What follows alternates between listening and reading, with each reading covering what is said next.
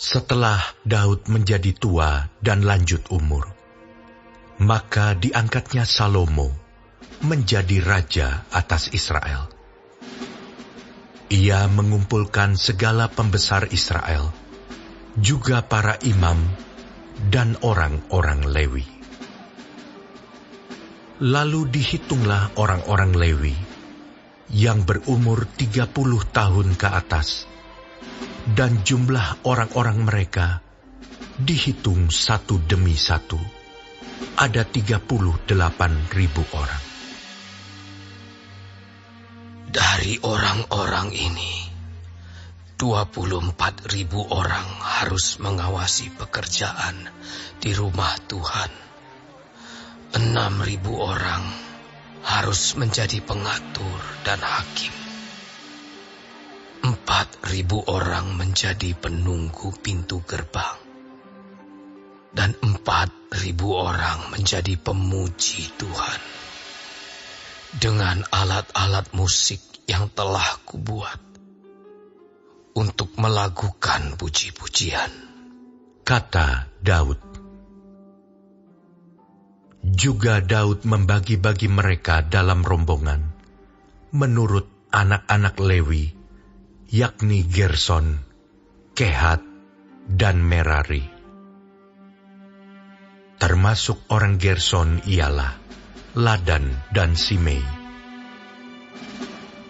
Anak-anak Ladan ialah Yehiel, seorang kepala, serta Zetam dan Yoel, 3 orang.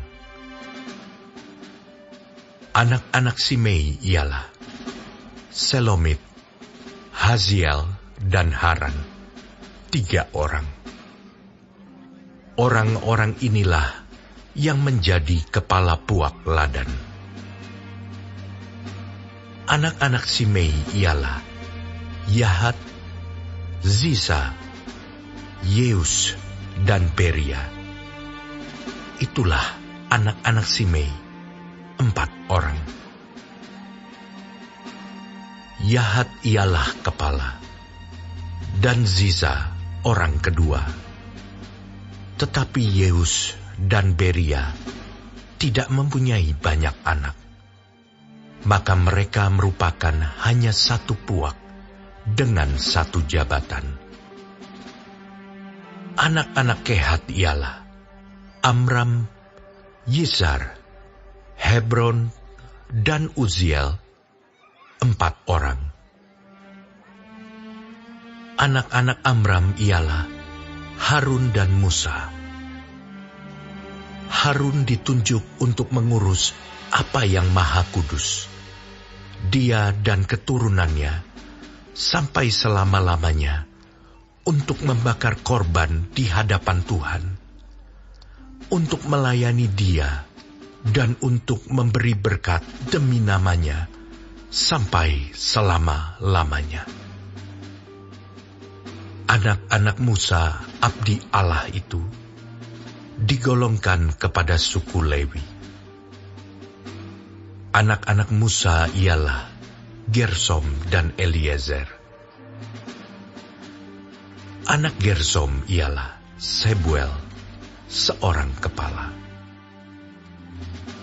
Anak Eliezer ialah Rehabia, seorang kepala.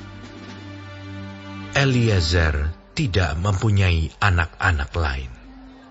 Tetapi anak-anak Rehabia luar biasa banyaknya. Anak Gizar ialah Selomit, seorang kepala. Anak-anak Hebron ialah Yeria, seorang kepala. Amaria anak yang kedua, Yahaziel anak yang ketiga, dan Yekameam anak yang keempat. Anak-anak Uziel ialah Mika, seorang kepala, dan Yisia anak yang kedua. Anak-anak Merari ialah Mahli dan Musi. Anak-anak Mahli ialah Eleazar dan Kis. Ketika Eleazar mati, ia tidak mempunyai anak laki-laki, hanya anak perempuan. Lalu anak-anak Kis, saudara sepupu mereka, mengambil mereka menjadi istri.